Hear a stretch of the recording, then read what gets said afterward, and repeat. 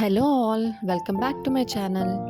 మనం ఎప్పుడు మైదా పిండితోనో గోధుమ పిండితోనో కేక్ చేస్తూ ఉంటాం, కానీ ఈసారి మనం బిస్కెట్స్తో కేక్ చేద్దాం.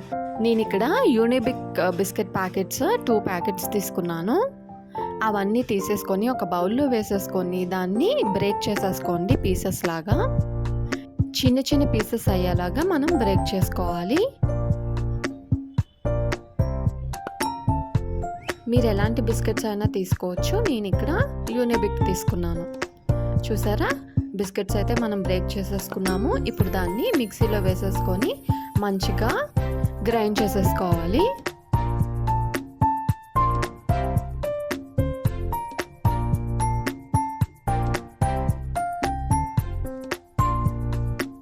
మనకి ఇక్కడ ఫైన్ పౌడర్ అయితే రెడీ అయిపోయింది. మిగతా బిస్కెట్స్ని కూడా ఇలానే పౌడర్ చేసేసుకోవాలి.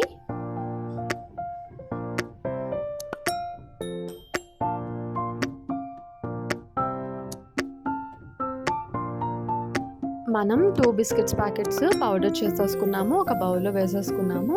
ఇప్పుడు బేకింగ్ పౌడర్ తీసుకుంటున్నాను. 1/2 టీ స్పూన్. మిల్క్ వచ్చేసి మనకి 1 కప్ వరకు మిల్క్ అనేది పడుతుంది. ఇప్పుడు మెల్లమెల్లగా ఆ పాలను కొంచెం కొంచెంగా వేసుకుంటూ మనం బ్యాటర్ కన్సిస్టెన్సీ వచ్చేంత వరకు మిక్స్ చేసుకోవాలి. బాగా ఒకేసారి వేసేయకండి, కొంచెం కొంచెంగా వేసుకోండి. అలా కలిపేసుకున్నాక 1/2 కప్ షుగర్ని తీసుకున్నాను. దాన్ని మంచిగా గ్రైండ్ చేసేసుకొని దాంట్లోనే బేకింగ్ సోడా కూడా 1/2 టీ స్పూన్ వేసేసుకొని మంచిగా మిక్స్ చేసేసుకున్నాను. ఇప్పుడు మనం కేక్ గిన్నె అయితే రెడీ చేసేసుకున్నాము. మీ దగ్గర బటర్ పేపర్ ఉంది అంటే బటర్ పేపర్ కరెక్ట్గా కట్ చేసేసుకొని ఆ కేక్ గిన్నెలో పెట్టేసుకోండి. గీ రాసుకొని ఆర్ ఆయిల్ రాసుకొని మనం దాన్ని పెట్టుకోవచ్చు.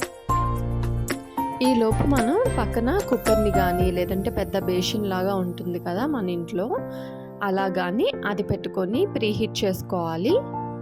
ఉప్పు కానీ వేసుకొని ప్రీహీట్ చేసుకోవచ్చు, లేదంటే ప్లేట్ ఏదైనా పెట్టుకొని మనం ప్రీహీట్ అనేది చేసుకోవాలి ఒక 1/2 అవర్ వరకు. నేను ఇప్పుడు బటర్ పేపర్ని ఎలా షేప్లో, రౌండ్ షేప్లో ఎలా కట్ చేయాలి అన్నది కూడా నేను చూపిస్తున్నాను. ఒకసారి చూడండి.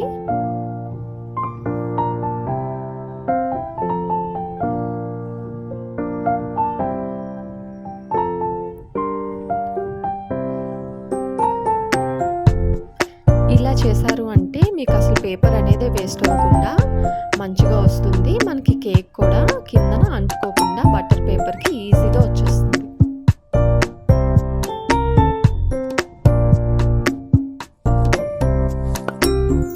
ఇప్పుడు మనం రెడీ చేసి పెట్టుకున్న కేక్ బ్యాటర్ని దీంట్లో వేసేసుకుందాం.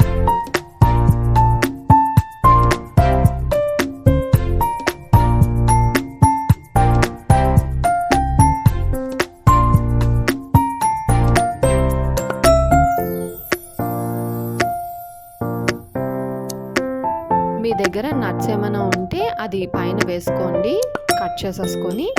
లేదంటే టూటీ ఫ్రూటీలు ఉంటే టూటీ ఫ్రూటీ కూడా మీరు వేసుకోవచ్చు. చాలా బాగా కనిపిస్తుంది కేక్ మీద. నేను ఇక్కడ నట్స్ కూడా వేస్తున్నాను. ఫుల్గా కట్ చేసుకొని పెట్టుకున్నాను. అండ్ టూటీ ఫ్రూటీని కూడా వేస్తున్నాను. టూటీ ఫ్రూటీ తీసుకునేటప్పుడు ఇలా ఒక బౌల్లో అవి వేసేసుకొని దాంట్లో కొంచెం ఏదైనా షుగర్ పౌడర్ కానీ మైదా పిండి కానీ దాంట్లో వేసేసుకొని ఒకసారి కలిపేసుకోండి. అప్పుడు మనకి బ్యాటర్కి అది అంటుకోకుండా ఉంటుందన్నమాట. లోపల కూడా వేసుకోవచ్చు, నేనైతే పైనే వేస్తున్నాను.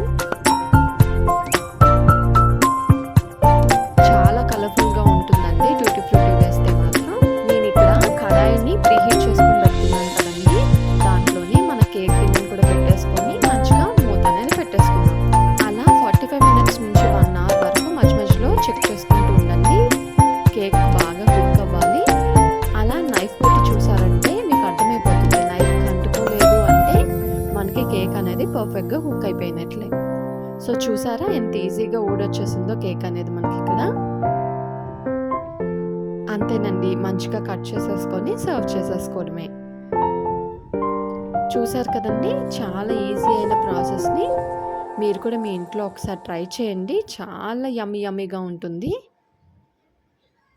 అలా చూసి వెళ్ళిపోకుండా ఈ వీడియో కనుక మీకు నచ్చితే లైక్ చేసి సబ్స్క్రైబ్ చేసేయండి. ఇంకెవరికైనా ఉపయోగపడుతుంది అనుకుంటే వాళ్ళకు కూడా షేర్ చేసేయండి. Thank you for watching.